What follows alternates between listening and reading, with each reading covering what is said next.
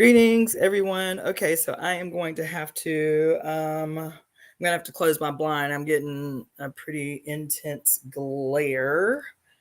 And so let me do that right quick. I'm just coming off my other live. So I hope you're all well. That's actually kind of pretty, but let's go.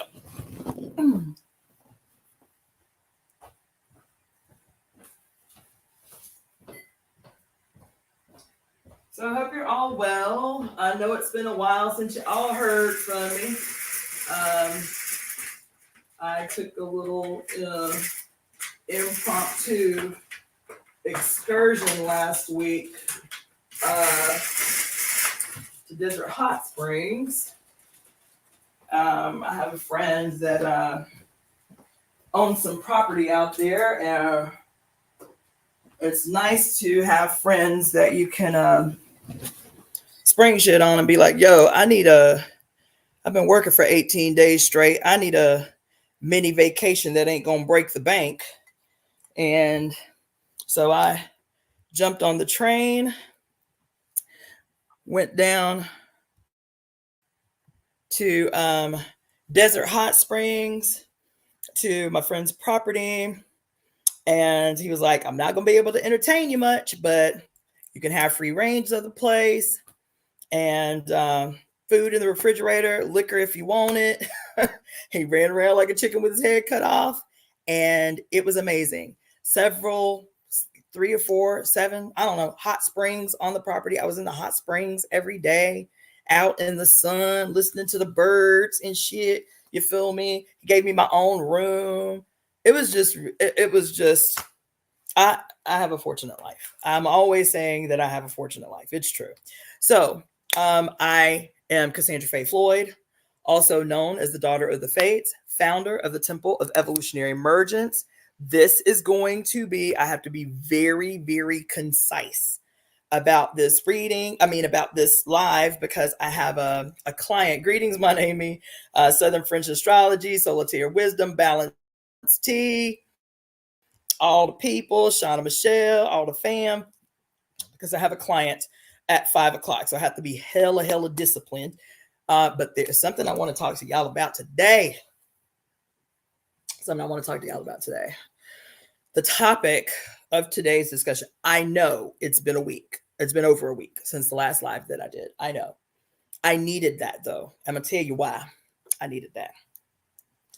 Because I do not want it to come off as complaining.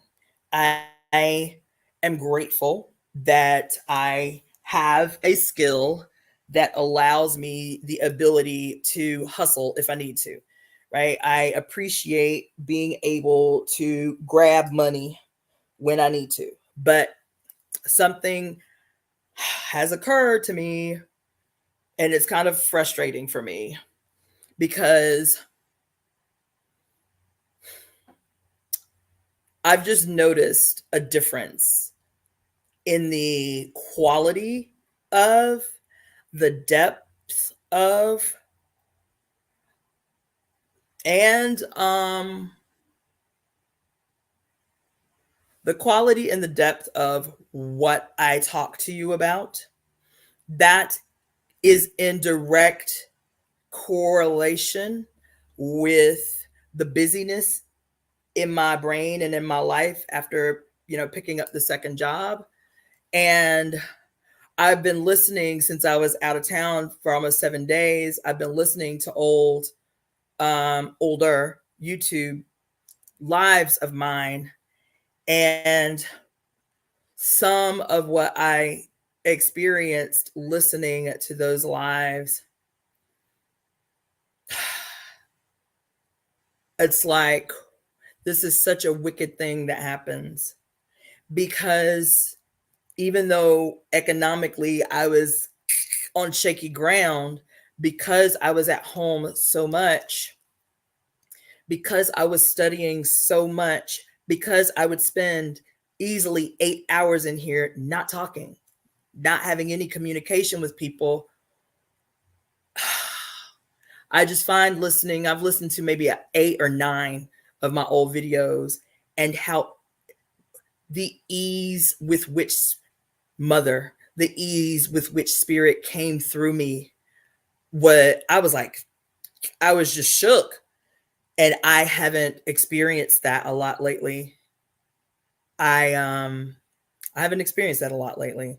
And so it is partly the reason that my lives have been so few, is because it is obvious. It's not even subtle. It is obvious to me that the busyness, and I talk about it all the time, but now that it's fully an embodied thing, the necessity of busyness, the necessity to work two jobs, and shit like that, the necessity to, quote, just exist, to just survive, to just exist in space,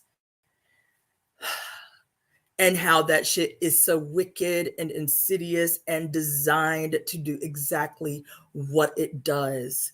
It is to keep us from hearing. It is to keep us out of our bodies, out of our flesh.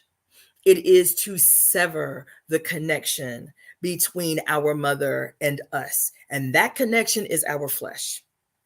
Our flesh is what informs our spirit, baby. Our flesh is what informs our consciousness. Our flesh is what informs our spirituality. And to have it raggedy and wore out and exhausted and chronically multitasked to death is the setup, baby. It is the setup. It is the design. It is the design that makes it so much more difficult for her to use us, for her to come through us and say, I got something I want you to fucking know, because we stay so busy. We stay so busy. And that shit, baby, I forgot how easy it is to be so busy. Because once the money starts to come, and it is solving immediate quandaries for you. It is solving immediate problems for you. I forgot, man, how easy it is to allow busyness to take up space it has no right to. Because since the end of November, I have not sat here consistently. I mean, before December, it was like y'all were getting something from me every single solitary day, damn near 6 days a week. Spirit was like, okay, bitch, I got something to say. Okay, girl, I got something to say. And y'all know it's true. You know it's true. You know it's true. She will come through, man, like a force. And I'm even shook. I'm like, damn, that came out of me? Yes, I informed the experience. So it is not to minimize who I am as Cassandra Faye Floyd, because I am Cassandra Faye Floyd, the peculiar and necessary personification of my mother in real time. I am her. But even me, I recognize the moment that it is no longer my intellect leading a discussion and spirit has taken the fuck over. And she uses my intellect and my experiences and my education to do what she sees fit. Feel me? I feel it's important that I preface that way before I talk to you about delighting in suffering, because I love what I do. I love what I have the capacity to do. I love healing work. I do. I love the occupation that I chose for myself. I do. I also love this. I love the fact that I know my life has galvanized, has allowed me so many extraordinary experiences and education and wisdom and mentorship from others, that I've always been this way. You can ask people that I was in the revolutionary organization with an age ago. I love sharing information. My position is the more rapidly and radically we can reproduce our skills in other, the quicker we can set this shit off. I ain't got no stakes in holding shit quiet, keeping shit secret, holding on. This is my skill. And if you want to learn it, you got to do what I do. That ain't never been me. That's never been me. So I love this. I love that this medium is available to allow me the opportunity to rapidly and radically transfer the skills that I have acquired in my lifetime. I I love it. I love engaging with people who come and are genuinely bewildered by what brought them to this page. I love to see my mother at work through this medium. And I know that's who it is. I know that's what she's doing. Every single solitary day, I will get some comment, some message from someone on one of these mediums saying, I do not know how I came across your page. I do not know how this came to be, but oh my God, I am so glad I found you. This happens every single day. Is it me? I know I'm cute. I know I'm pretty, but it is not that. Our mother is at work on all of us. She is on a mission with all of us. She is trying to have her way with us if we will allow it. And our conditioning is fighting like hell to deny her access. Okay? Our conditioning is fighting like hell to deny our mother access. I'm trying to tell you something, because, baby, I'm going to reference it often because I know it's a pop cultural reference that y'all all get and resonate with. In The Matrix, when Morpheus is walking Neo down the street the first time he goes into the simulation, right? And Morpheus tells him, you see everybody walking around the street here? Every single one of them needs to be set free. Oh, every single one needs to be set free. But baby, the Matrix is what it is and it does what it does.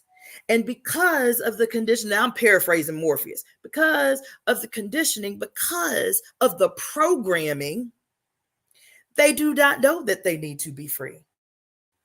And in the absence of knowing that they need to be free, what did he say? They are all potential agents. He said in their conditioning, baby, in their programming, they are all potentially your enemies. They are all potential agents. He said some of them are so locked in, so tied, so hopelessly dependent on their oppressor that they would fight to the death to preserve it, to preserve this relationship that destroys them, that prevents them from experiencing true ecstasy, you see. And I'm going to tell you, this is what we have to undo. And this is what the mother is at work on us in doing. So every single time somebody says, oh my God, I cannot believe I found this page. How did I find this? I ain't got but 1,200 subscribers. You understand what I'm saying? My algorithm can't be high up on the registry. You feel me? It can't be. I barely got 1,300 followers. You feel me? But every time somebody sends me that, I can screenshot how many times this week I have gotten that damn near verbatim exact message. I cannot believe I found your page. How did I find your page? Oh my God, I'm so grateful. I'm so excited. I'm getting every book that you've read. How many times this week? I ain't did a live in a week. I can probably count on two hands how many lives I've done since the new year started. So I know I ain't up on the algorithm high. The mother is at work on our asses, and she will use those of us who allow ourselves to be used. Those of us who our conditioning isn't so deep, we aren't so hopelessly tied to our beliefs that she can't use us. That's a word, baby. That's a word.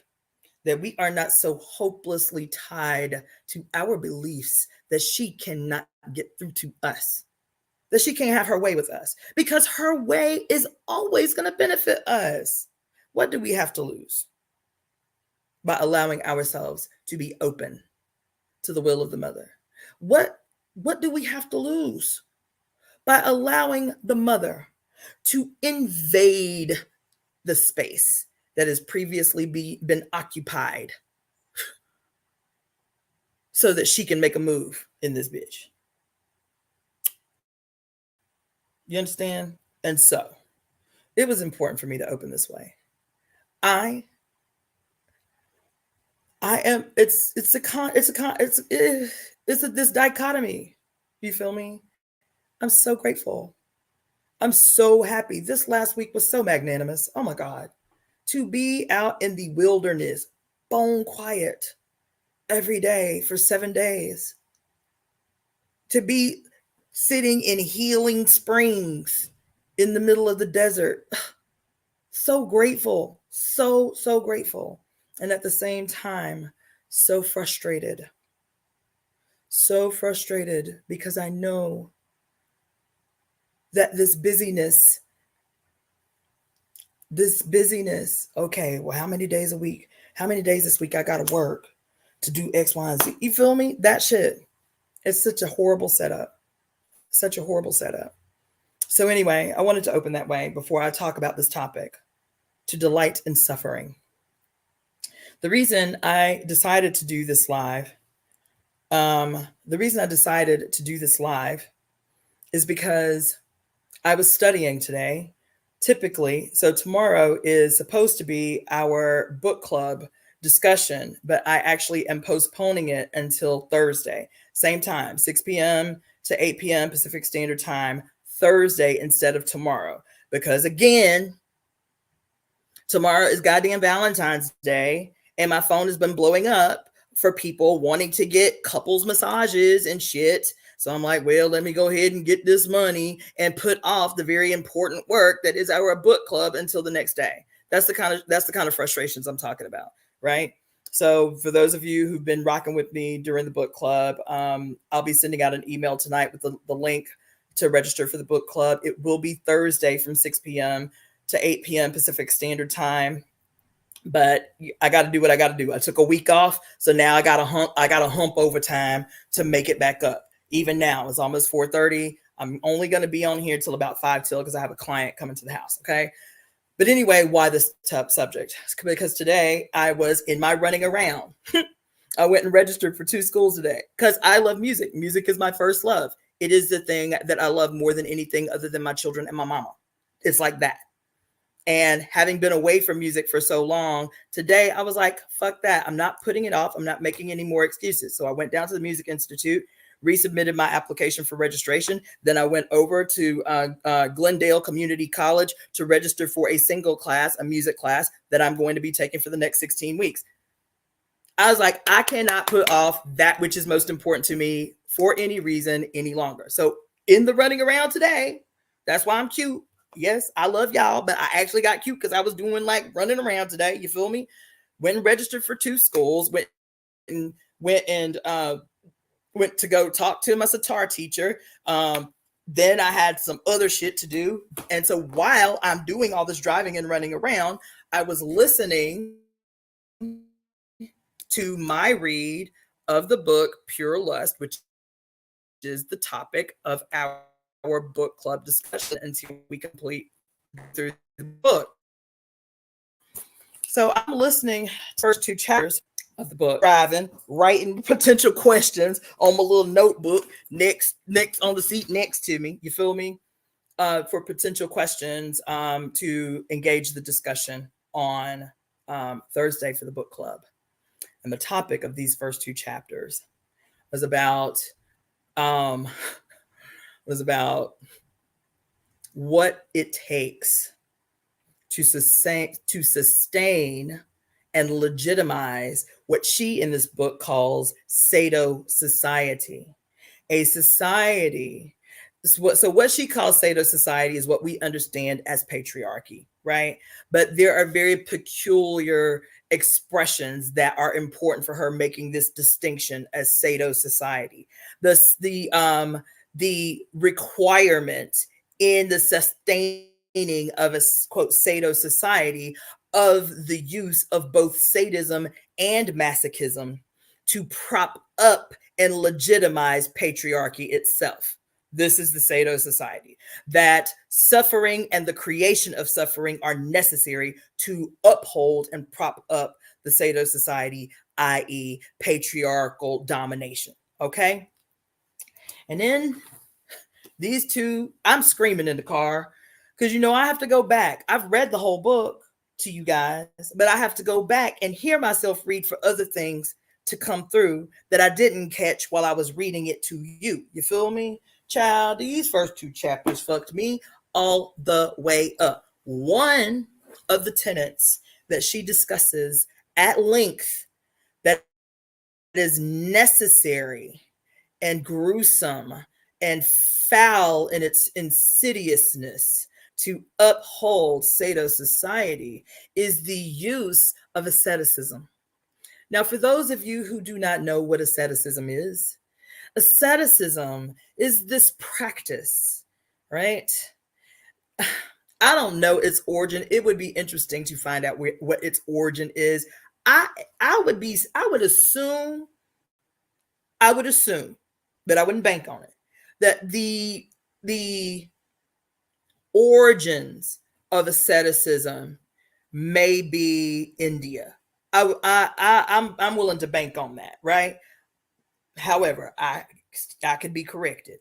But asceticism are these extreme acts of devotion whose primary purpose is the removal of any pleasure from the fleshly experience. Not just the removal of pleasure, but in certain circumstances, the necessity of pain to prove devotion to a deity. Asceticism are extreme acts of devotion to a deity, to prove one's allegiance to, loyalty to, adherence to a dogma tied to a specific deity. Was that clear? Asceticism, we know it even if we don't know the word. Asceticism is when a pope or a priest, makes this declaration, this vow that he will remain celibate for the rest of his life. That is considered an act of asceticism. Where nuns are frequently made to take vows of poverty and celibacy. This is an act of asceticism. Okay, so those are pretty common. We know those.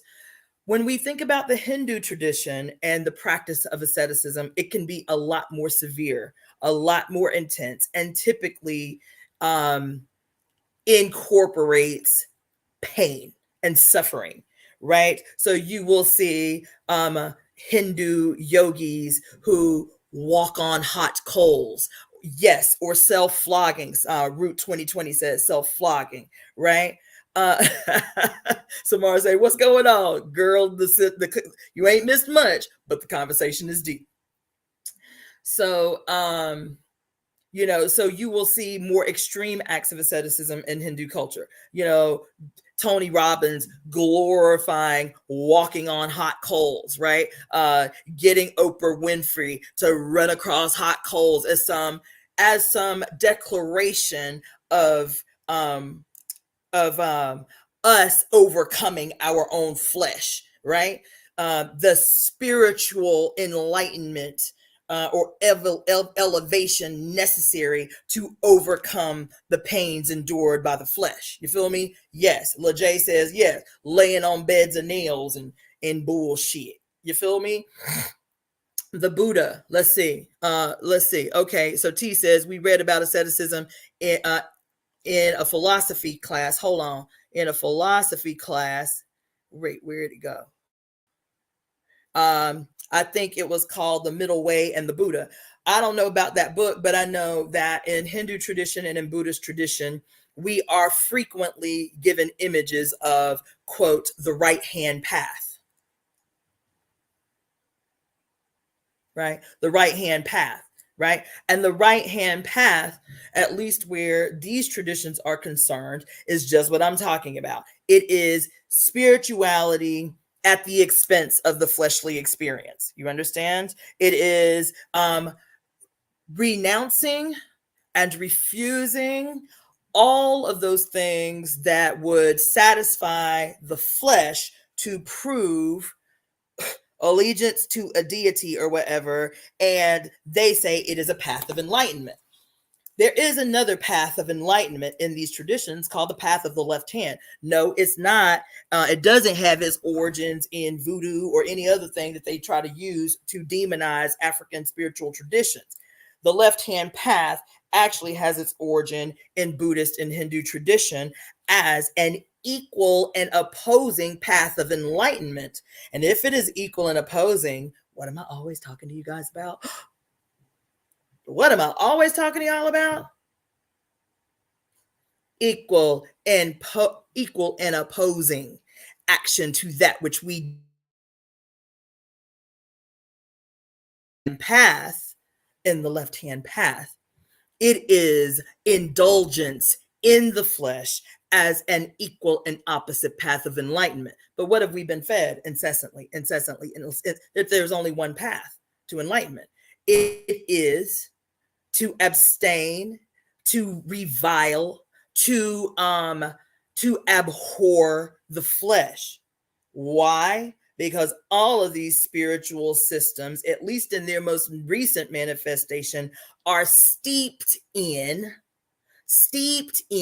their hatred of women, being personified through their hatred of the flesh, their disrespect and hatred of the earth, and the always incessant need to escape the flesh, to escape the earth, to escape the planet. And this language still is pervasive throughout popular culture, but we see it as sci-fi. We see it as futurism. This always future where we are completely severed from our mother because we done did dirt so bad and so wrong that now her body is uninhabitable and we must go elsewhere to survive. This is old. This is a new way of saying old shit. In order to be a father, son, spirit, God worshiping, solar deity worshiping society, we must hate, we must revile, we must object to anything that is related to the mother. And that comes all the way down into the personification of her daughters, which is us. You understand? Okay. So why did I get on this? Because I'm studying and I'm in the car freaking out about the reread of chapters 1 and 2 of Pure Lust, as we are going to be talking more in depth. I'm giving you an overview, encouraging you, you understand, to participate in the book club. But this question, baby, I want to read a couple of things for you that came through in this reread today that fucked me up, yo. I'm going to be honest. The fuck me up. Because this shit is so bodacious. It's so bodacious. The amount of truth that they can tell us and we still not see is staggering. So a couple of things that I'm going to go over. I'm going to make this quick. You feel me? Baby. There's a whole section for those of you who want to revisit Solitaire Wisdom. The book club is not sold out. I have your email address, so as soon as I'm done, I was just making the announcement that the book club is going to be Thursday as opposed to Wednesday because I got to work. You feel me? So Thursday, 6 p.m. to 8 p.m. or longer. Y'all know how we do. 6 p.m. to 8 p.m. this coming Thursday is the book club. I'm going to post the link. I'm going to post the link in an email. So if you've never been on our book club or you've never emailed me, email me at releaseheartcenter@gmail.com. releaseheartcenter@gmail.com. Put book club in the subject header and I will send you the link to register for the book club session that is happening this Thursday from 6 p.m. to 8 p.m. ish. Okay. You do not have to own the book to participate in the book club. That is why I read books to you. I recognize we live in a society, in an environment we can't really read the way we would like to. So I read for you. Pure Lust, I read the entire book on my YouTube channel. So when you go on my YouTube channel, watch the first 3 videos.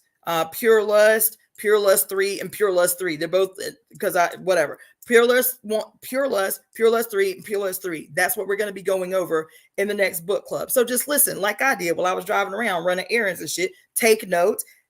If you have any questions about the reading that you listen to, write those questions down, post them in the Facebook group so that we can go over those questions in the book club discussion. Okay? releaseheartcenter@gmail.com. You do not have to have the book right away to participate in the book club. Ooh, well, this IG shit is dumb, y'all. Oh my God. So it stopped again. I don't know. Is it going to go? I don't know. Trifling. Eureka. Okay, so it came back. I don't know if the first part is going to be whatever. Anyway, so that's what I'm discussing mildly. But there were a couple of quotes from this first part of the read that I wanted to share with you. Okay. So let's just get into this, right? So at the very beginning of the first chapter, which is called Foreground to the First Realm, the Sado Society is the sum of places and times where the beliefs and practices of sadomasochism are the rule. You heard? It is formed and framed by statutes, decrees, canons, fixations, precepts, regulations, and regulations. It is bureaucracy, right? Preeminent among these things are pseudo sages. Listen, pseudo sages.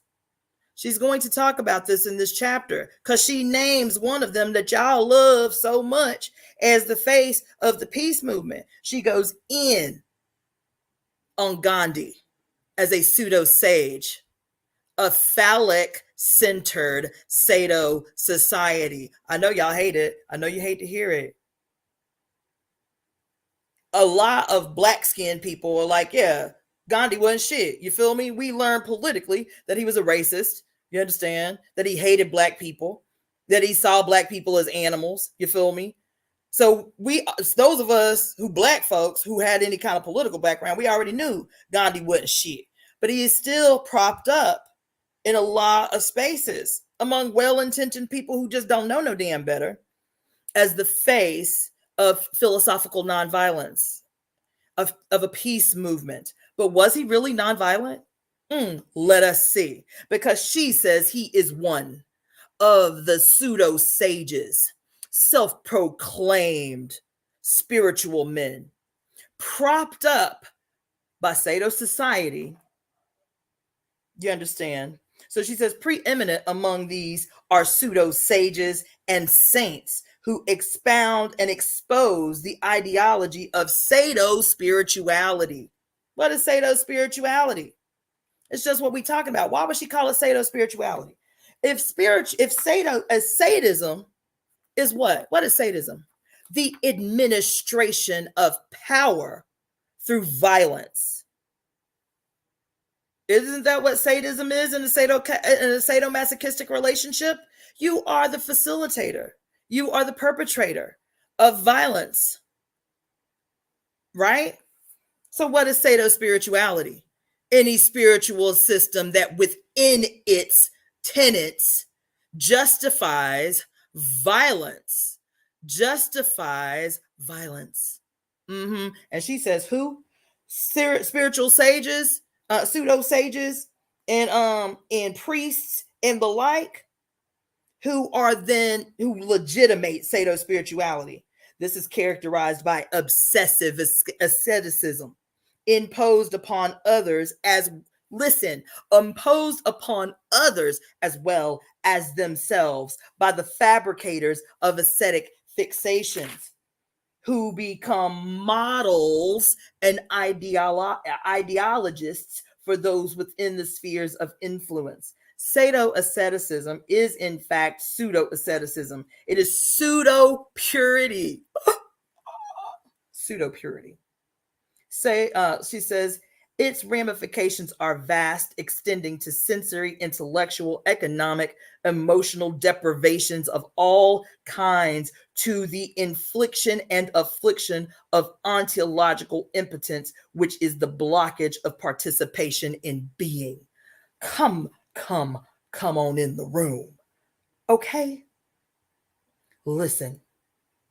She says, the Sado-spiritual syndrome will be studied here under two aspects. First, as phallic flight from lust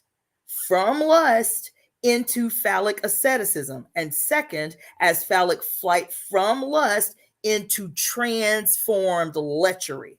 This second form of lecherous flight assumes a trinitarian shape, manifesting itself through the Sado sublime, through Sado sublimation, and through spiritual subversion by means of seductive Sado sublimation. As we will see, Sado spirituality, listen to the word, okay? As we will see, Sado spirituality demands its primary tenet, goddammit.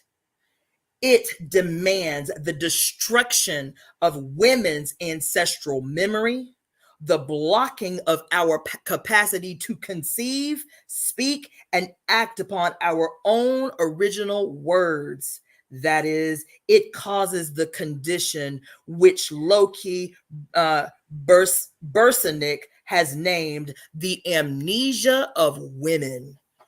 Ooh, God damn. Goddamn.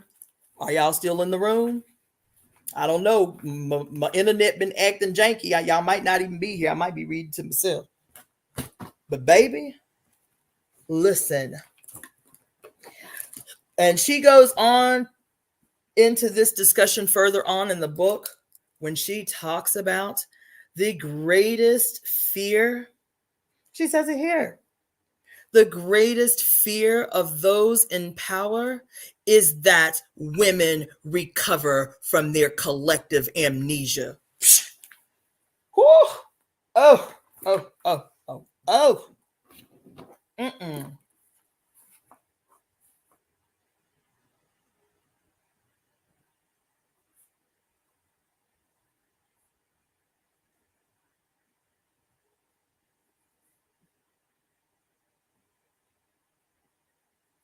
Okay. Yes, baby. She eats every time. Okay. They say it right here. As we will see, the whole rotten, foul, decadent ass institutions that make up the Sado society demands the destruction of women's ancestral memory, the blocking of our capacity to conceive, speak, and act upon our own original words. That is, it causes the condition named the amnesia of women. And this was written, yes, in the 80s. Yes, baby. So that's one thing I wanted to draw out for those of you who are going to be joining me on Thursday for the book club. But baby, we're gonna talk a lot about our boy Gandhi on Thursday, because part of the work, what did I say? What have I been saying for 2 years now? Part of the work defined by the age. What is the age?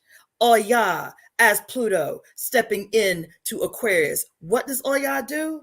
the remover of masks. She who removes the veil. What? She who is the governess of revelations. What? She who reveals your enemies so that they can be judged. This is who Oya is as Pluto entering into Aquarius, January 20th, just a few weeks ago. Right? And every time you turn around, somebody being exposed, some dirt they did 20 years ago, 30 years ago. There's been the age since she jumped on the scene in 2008. Because she came on the scene in 2008. You feel me? And it's been one major revelation after another. The Me Too movement, the the Occupy Wall Street movement. You understand? On and on and on and on and on and on and on. Even this revelation that we got right now with this bullshitting ass president that y'all ran hightailed it to the polls to go put in office, criminal that he is, genocidal megalomaniac that he is. You feel me? So this is who Oya is. And this book, for me, just reiterated so much of what I've been talking to y'all for some years now about how we don't look to, I don't look at Oya as some entity out the fuck there somewhere. I know Oya is me.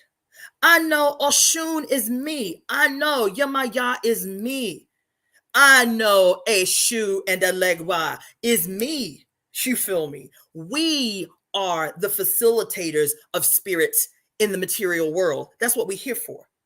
So when I say that I am a conduit for the fulfillment of my mother's will, I mean that shit in real time. So we're going to have to get comfortable with the idea that it's not going to be some magical, mystical occurrence out the fuck there somewhere that sets this shit off, but that we have been handed a charge.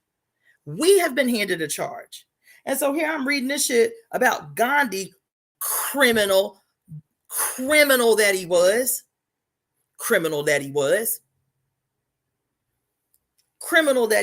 Meanwhile, good, well-intentioned, but ignorant people still championing this dude as the face of philosophical nonviolence. And he was violent. So yeah, he might not have hit somebody in the face, but what did he do? Well, according to his own biographers, you understand? He would regularly exploit his position because everybody knew him. He had made a name for himself, you feel me? And so he would regularly, what does it sound like? Exploit his fame to, let's see. What she say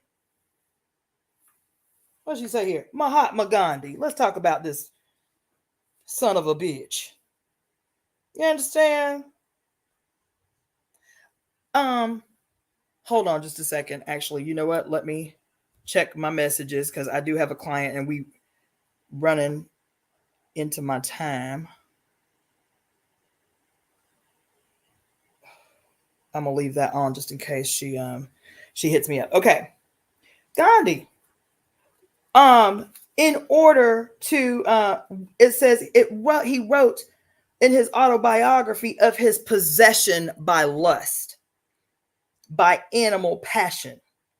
And so what he did, having been married for 24 years, he took the vow of brahmacharya or celibacy. He eliminated, quote, carnal relationships with women, including his wife. There are strict rules to keep a brahmacharya celibate.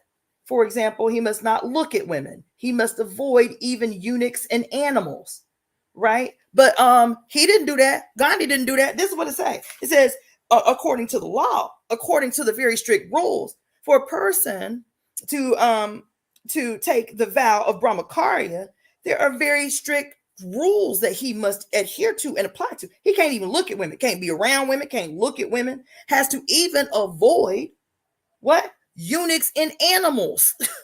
Because he might get turned on by the eunuchs and the animals. He can't be around nobody that can stir carnal lust in him.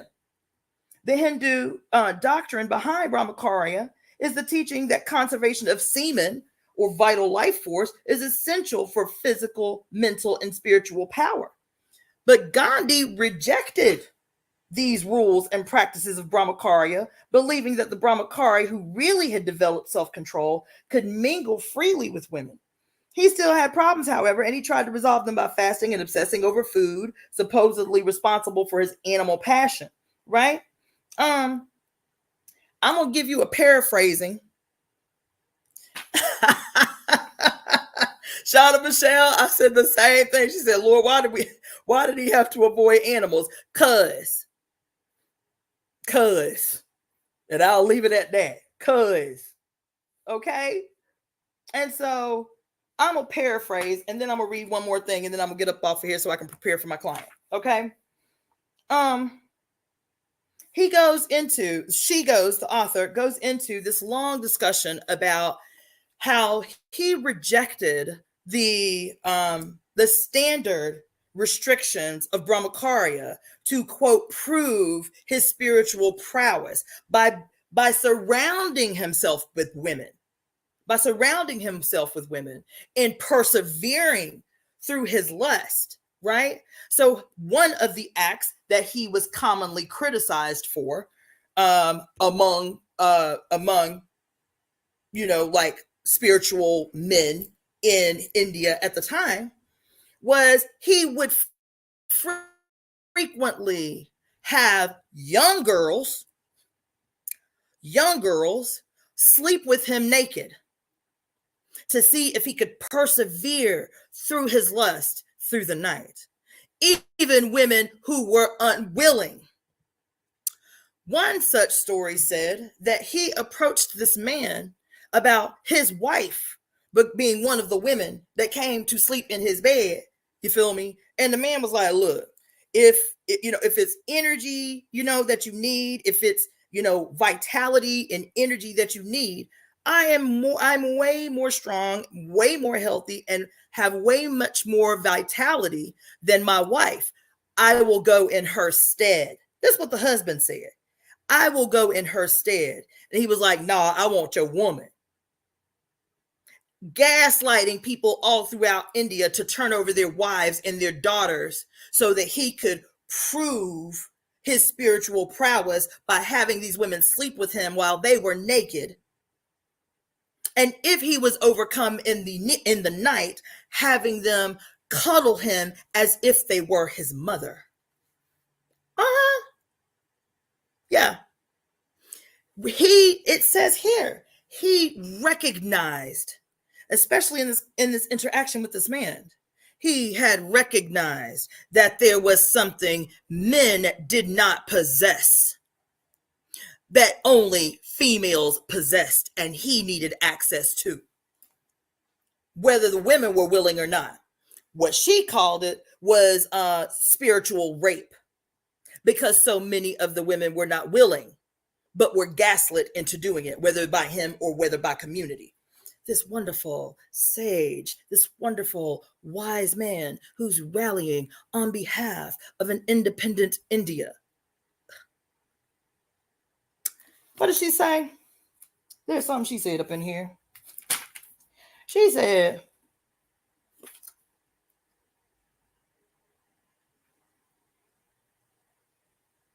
child, let me tell you what she said, okay? About your boy Gandhi. You feel me? She said,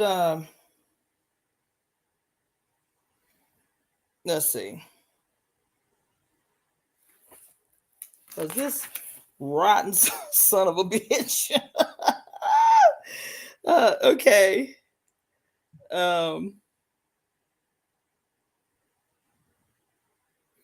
Listen to what she say about Gandhi and his interactions with these unwilling women. Gandhi was unable to perceive the obscenity of this ideal of purity. The idea that these women were being raped spiritually was completely negated. He denied that he was using these women with whom he slept in order to prove his seminal continence. Gandhi was doing this at the age of 27. Orthodox Hindus condemned him for this unorthodox brahmacharya practices, such as his long daily baths and massages, often administered by young girls, and his daily walks with his hands on the shoulders of young girls. The fact is, however, that Gandhi simply carried through the logic inherent in brahmacharya itself, affirming that to be truly successful, one would have to have close but asexual affinity with women. Thus, he did not flee from women physically, only to be obsessed with fantasies. Rather, he increased the illusion of mental flight by intensifying physical proximity. What is really going on here is an enormous draining of women's energies into the phallocentric cesspool. One must ask what Gandhi received from the women when he asked them to hold his naked body at night. Clearly, it was something not attainable from men. One of the women who slept with him in this manner was interviewed and admitted that her husband did mind her sleeping with Gandhi and had gone to the latter, offering his own body in place of hers. He, her husband, said that he had more vitality and more energy, was healthier all the way around. Gandhi knew better and kept the woman to prove that he was as free from lustful thoughts as he was from physical desire. You understand? But she said it. What's really going on here is the enormous draining of women's energies, energy that he could not access from men. But these women are nameless and faceless in history. Child. And then this is the last thing I'm going to read and I'm going to let y'all go. Okay? Listen. Gandhi and Lawrence, this is another ascetic that she was talking about. Gandhi and Lawrence lived out their lust-filled flights from lust in male-made feminine roles. Male-made feminine roles. The Hindu mother is generally praised and his shortcomings completely overlooked. Listen, I'm going to do a whole live with y'all on the culture of absolution. The culture of absolution. Here they say it. She said this male mother was praised for all this bullshit he did, and his shortcomings, because he was so great, were overlooked. He was absolved, you see. The Christian male rape victim, who strangely resembled a nun in his white Arab robes, is perceived by his biographers as unquestionably great and equally pathetic.